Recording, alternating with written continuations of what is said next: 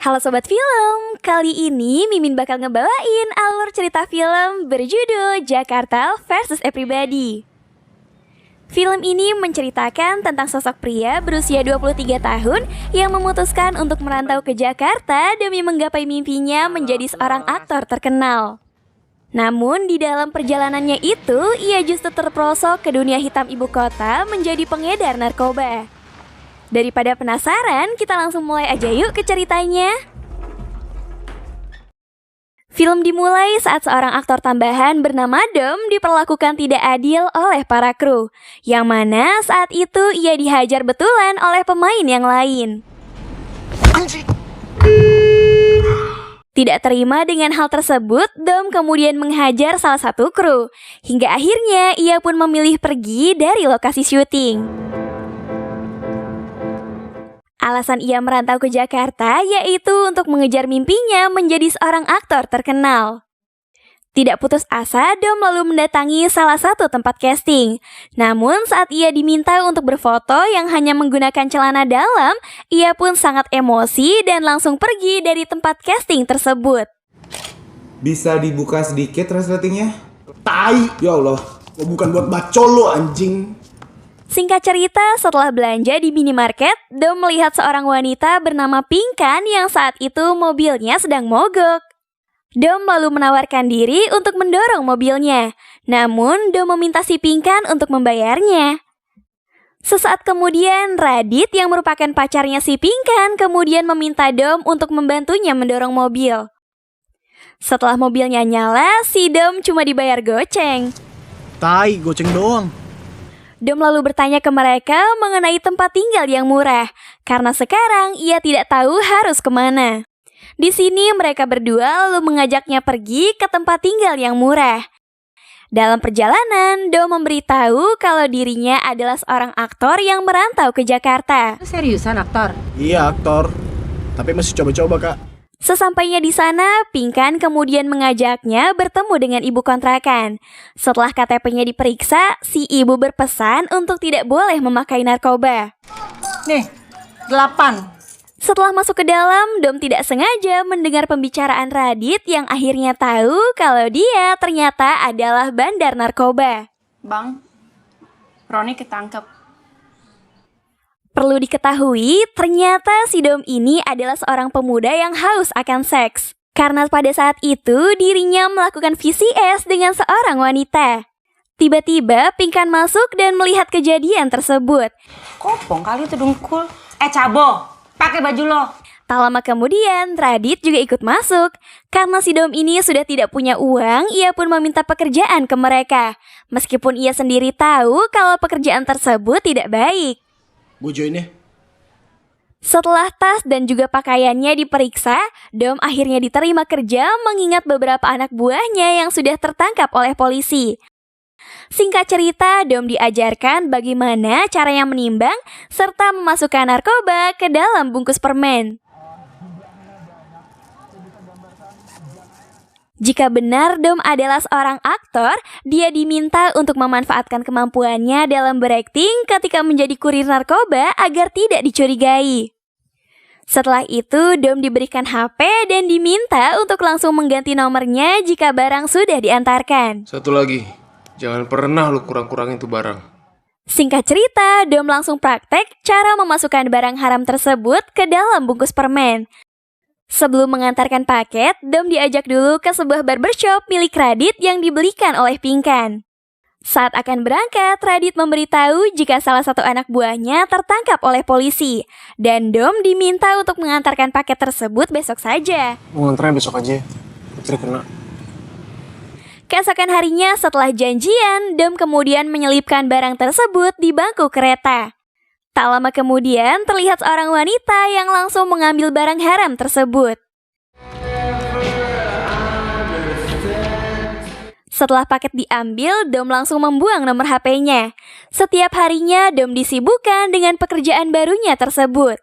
Sore harinya, karena kerjanya sangat bagus, Radit lalu mengajaknya untuk pesta narkoba di kamarnya. Sekarang kita party di kamar gua.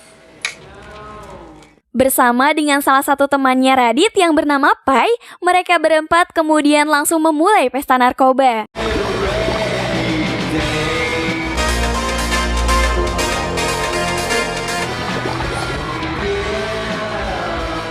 Keesokan harinya, Dom diminta untuk mengantarkan paket ke salah satu kamar hotel dengan nomor 305. Namun saat mengantarkan paket tersebut, wanita itu mengaku kalau dia tidak memesan burger. Padahal Dom sudah mengemas barang haram tersebut dalam bentuk makanan. Wagyu beef burger. Burger?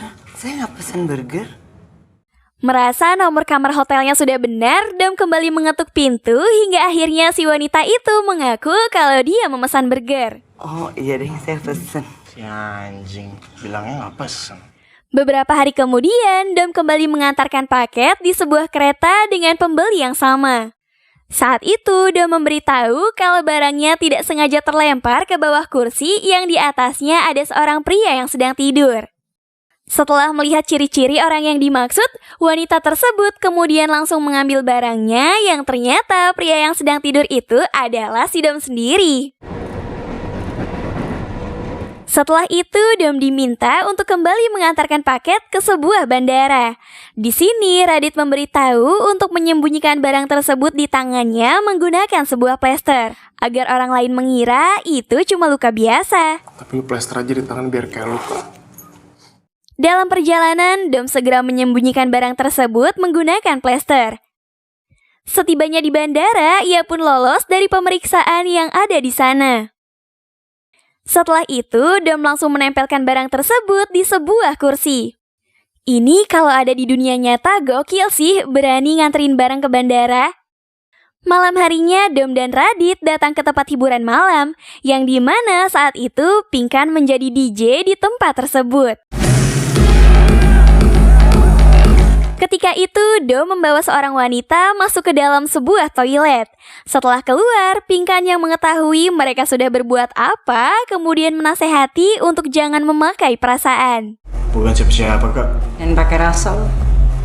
Dalam perjalanan pulang, Radit menuduh kalau Pinkan sudah mulai menyukai Dom. Ia berpikiran seperti itu setelah mendengar pembicaraan mereka sewaktu di toilet. Lu jangan gila deh. Lu becek kan ngeliat dia? Karena si Radit ini orangnya sangat cemburuan, ia pun menyuruh mereka untuk turun. Kemudian Radit menyuruh pacarnya itu untuk mencium si Dom saat itu juga. Sekarang kalian ciuman. Di sini Dom hanya bisa diam karena ia sendiri juga tidak tahu harus berbuat apa.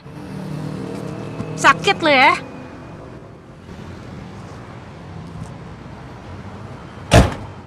Keesokan harinya, Dom menyamar menjadi pengantar pizza untuk mengirimkan barang ke salah satu pembeli. Saat mengetuk pintu rumah dan dibukakan oleh seorang anak kecil, anak itu bilang kalau ibunya sedang tidak ada di rumah. Setelah masuk ke dalam, Dom terkejut melihat ada seorang bayi. Ibunya bekerja sampai malam meninggalkan kedua anaknya. Di sini Dom merasa sangat kasihan dengan mereka. Sebelum pergi, Dom menyimpan barang tersebut ke dalam wadah yang ada di meja. Suatu ketika, Dom kembali diminta untuk mengantarkan barang. Sambil menunggu barangnya diambil, Dom berpura-pura menjadi pegawai pabrik es batu. Karena barang itu belum diambil juga, ia pun menelpon Radit memberitahukan hal tersebut. Di sini Radit menyuruhnya untuk cepat pergi. Rasanya gua nggak enak, Bang. Ya udah lu cabut aja. Baru juga mau pergi, tiba-tiba ia langsung ditangkap oleh polisi. Bawa aja ke kantor. Entah apa yang abis diurus sama si Radit dengan para polisi, namun dia berhasil mengeluarkannya dari dalam penjara.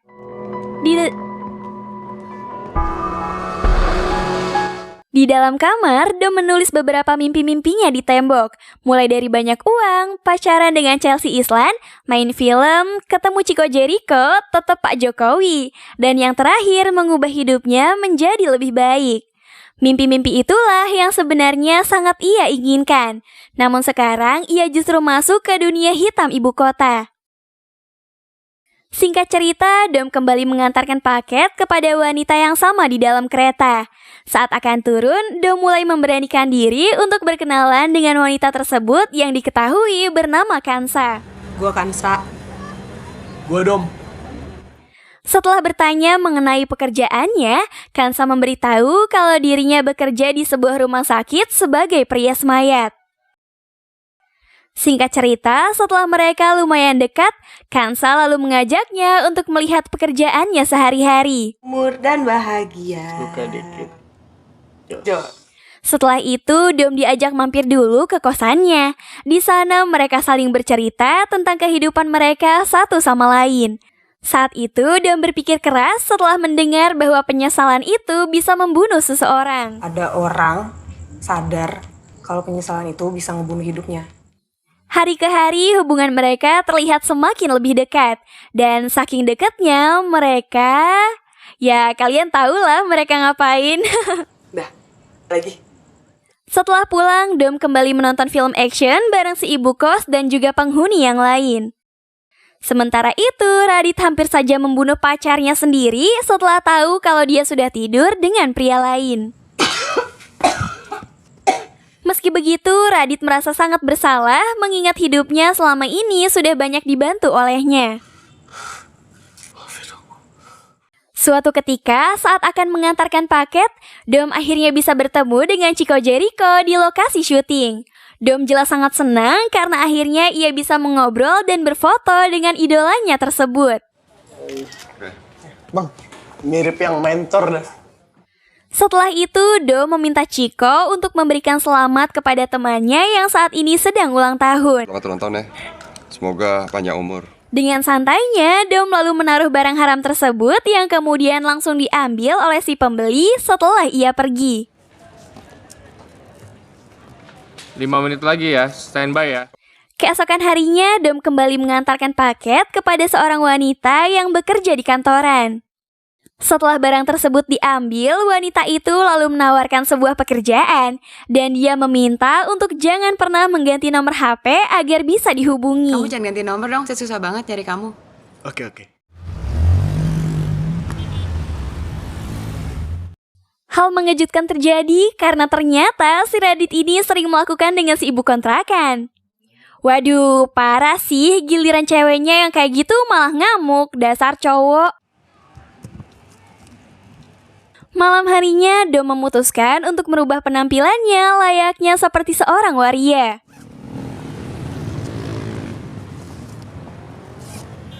Kemudian, Dom menghubungi calon pembeli dan memberitahu letak barang yang akan diambil.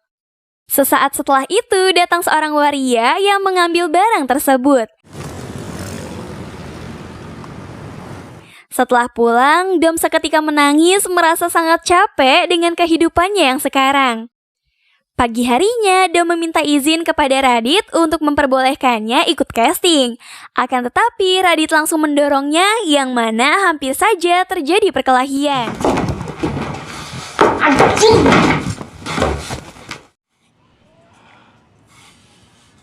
Setelah itu, Dom mencoba untuk meminta maaf. Setelah masalah ini dianggap selesai, Radit menyuruhnya untuk menjemput Pinkan karena nanti malam dia harus mengambil barang. Lo yang jemput Pinkan. Gue mesti ngambil barang.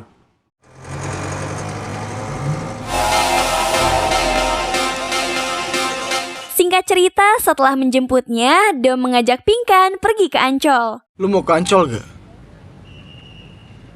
Di sana, Pinkan terlihat merasa sangat nyaman dengannya. Dan setelah kembali masuk ke dalam mobil, kalian pasti udah tahu adegan selanjutnya tuh bakal kayak gimana.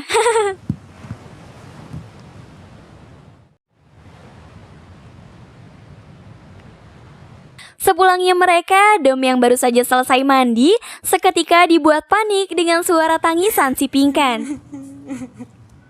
Alasan ia menangis, ternyata si Radit ini sudah tertangkap oleh polisi. Dom kemudian pergi mencari tahu penyebab Radit tertangkap.